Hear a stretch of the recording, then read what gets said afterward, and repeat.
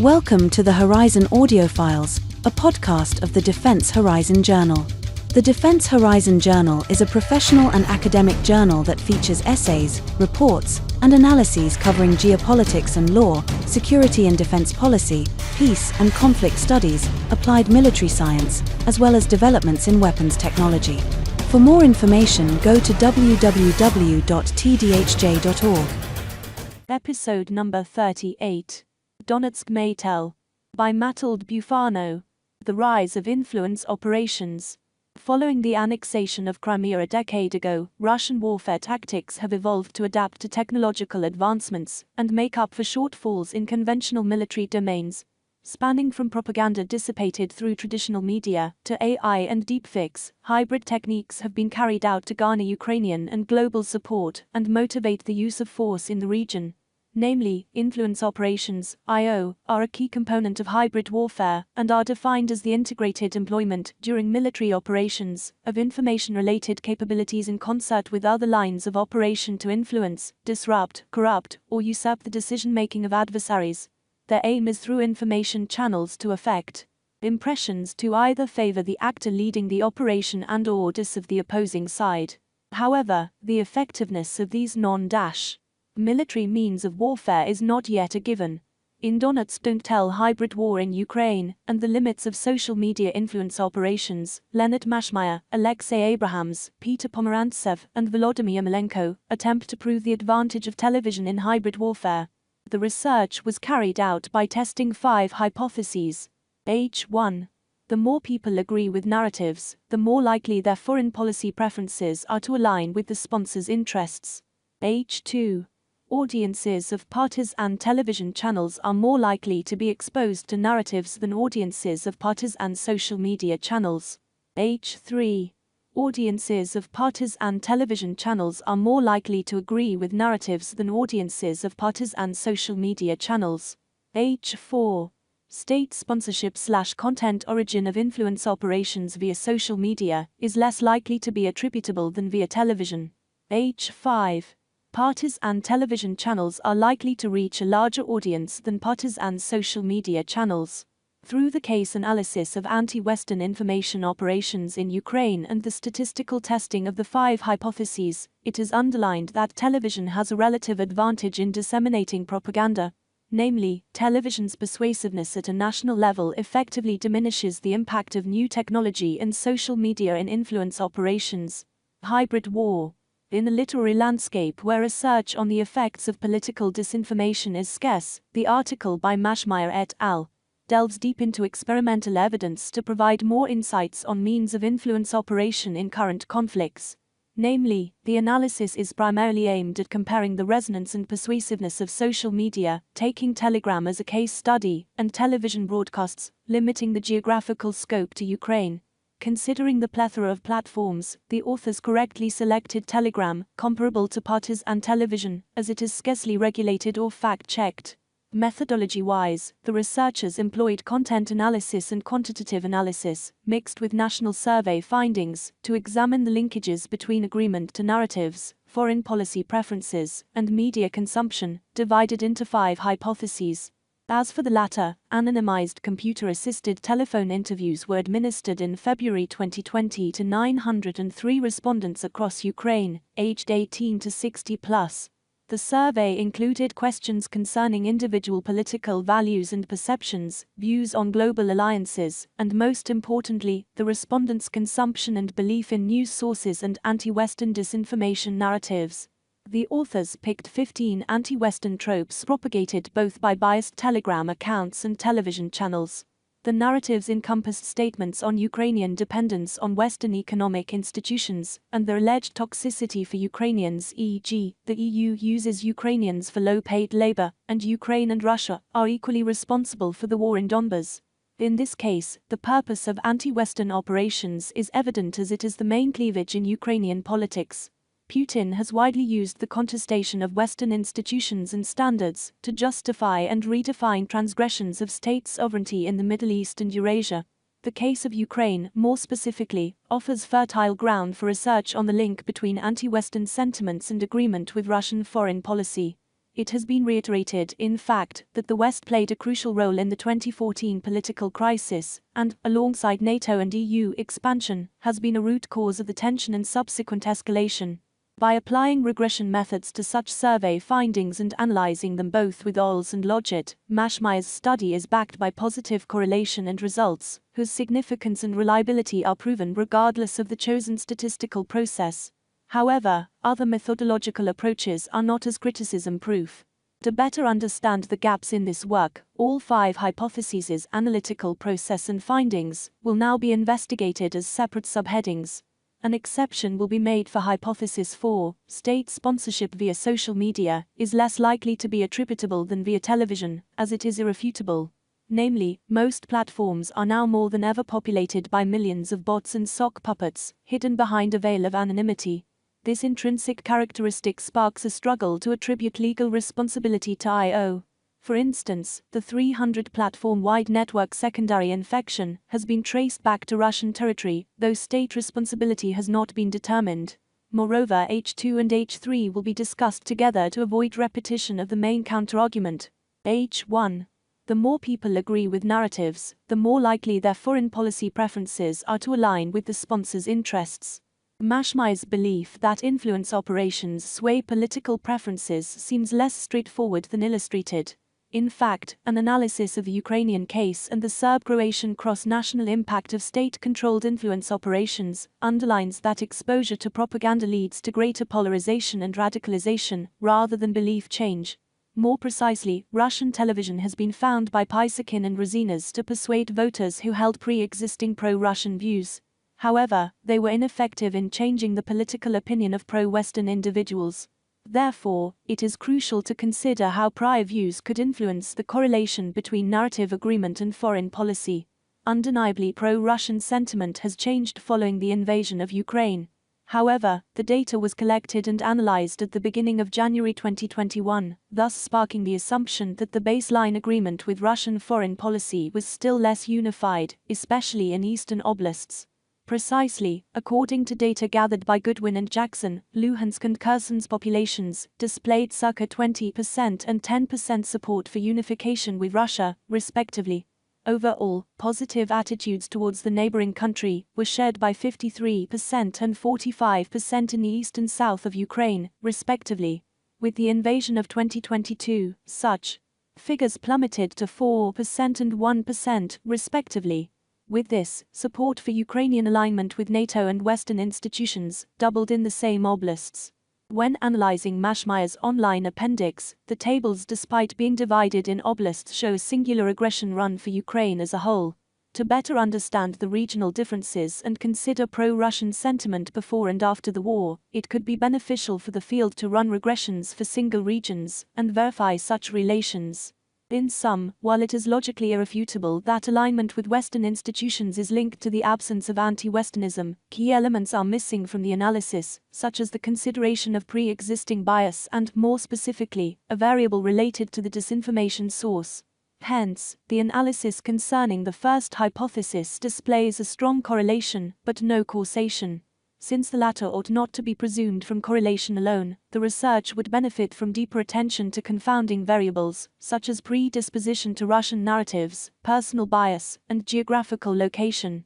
Lastly, even if causation were proven, as the authors suggest in the conclusions, its effect would be limited, persuading only 10% of users to align with pro-Russian foreign policy perspectives.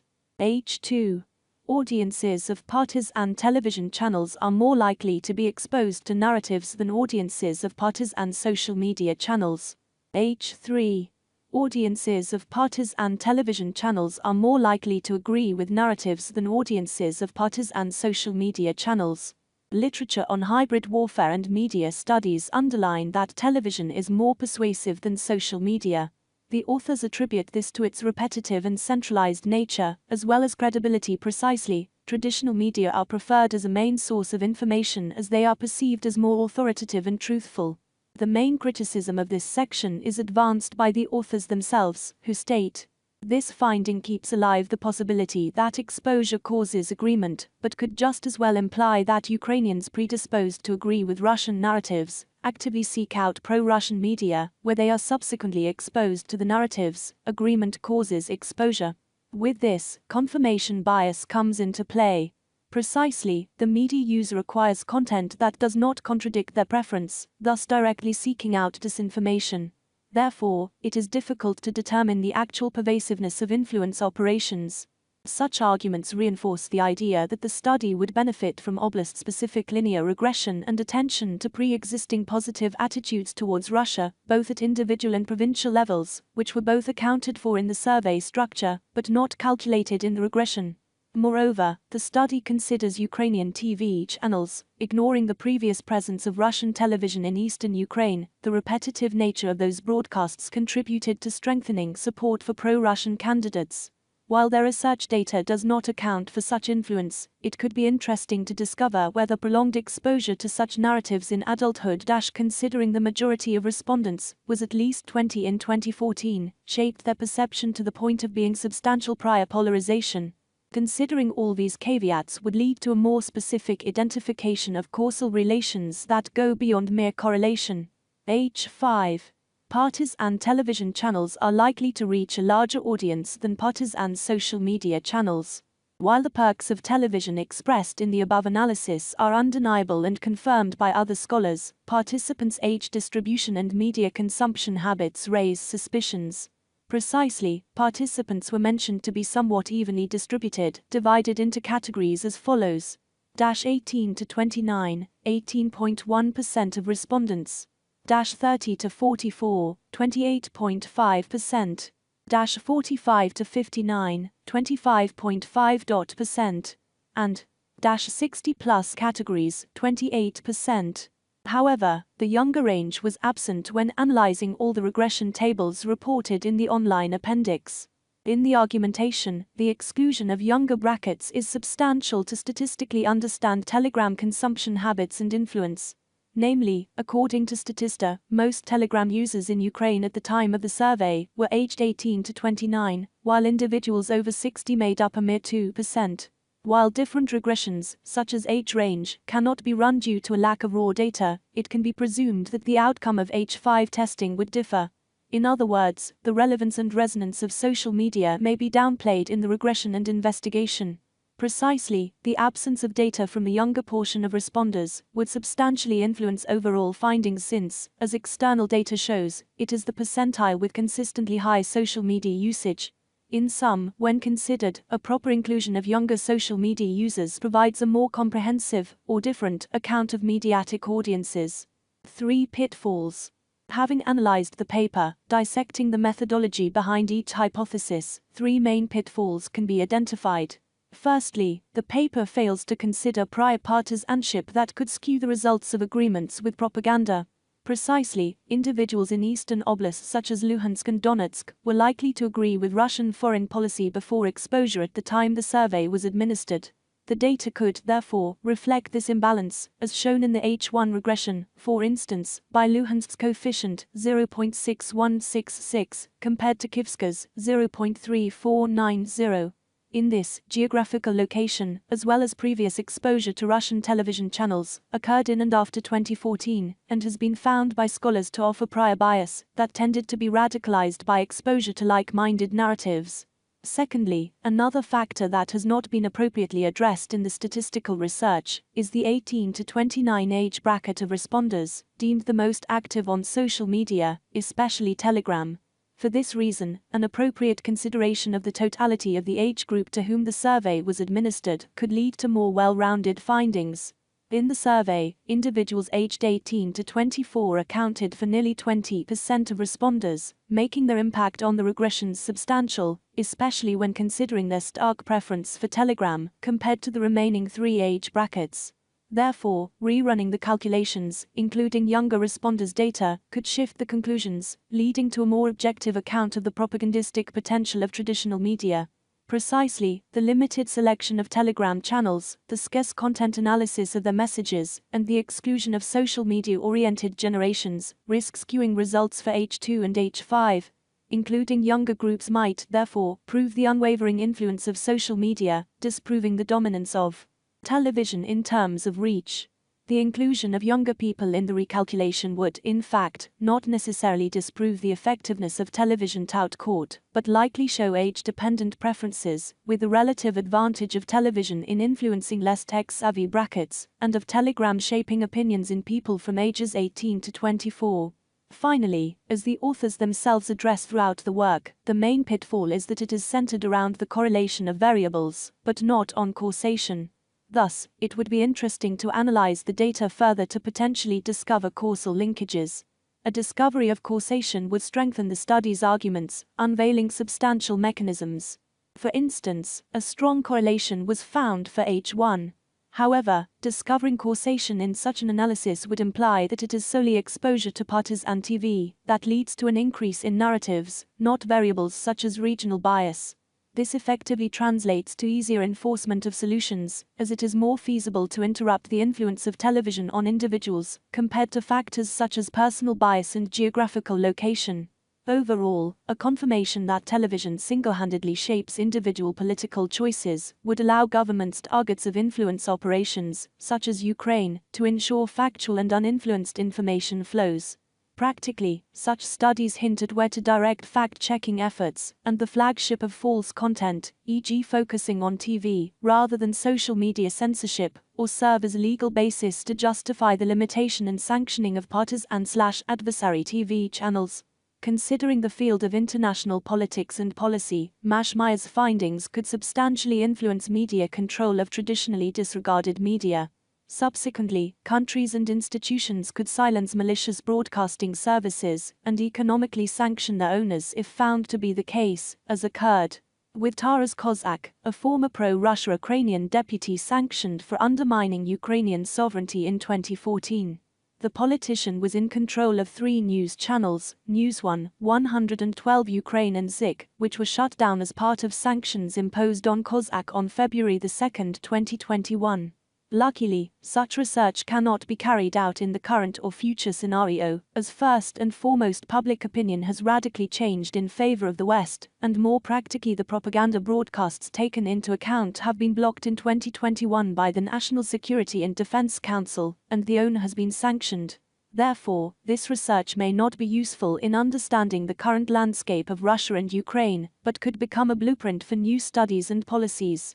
Even though it does not apply anymore to the case of Ukraine, these findings can be applied to other cases of cross-national tensions and external interference. Paisakin and Rosina's reference, for instance, of the case of Shia television being a threat to Sunni governments. However, the discovery of social media's neutral and sometimes beneficial for cross-cutting exposure effect could lead to a destigmatization of new media and potentially use the algorithms to achieve more widespread information.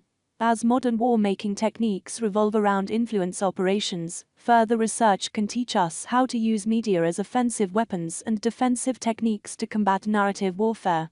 The author, Matilde Bufano, is a master's student in the joint MSc in International Security Studies at the University of Trento and Scuola Superior Sant'Anna. Her research interests include information warfare, OSINT, digital public diplomacy, and strategic communications in conflict and international politics. The views contained in this article are the author's alone and do not represent the views of the University of Trento and Scuola Superior Sant'Anna. This was the Horizon Audiofiles, a podcast of the Defense Horizon Journal. For more information, go to www.tdhj.org. Thank you for listening.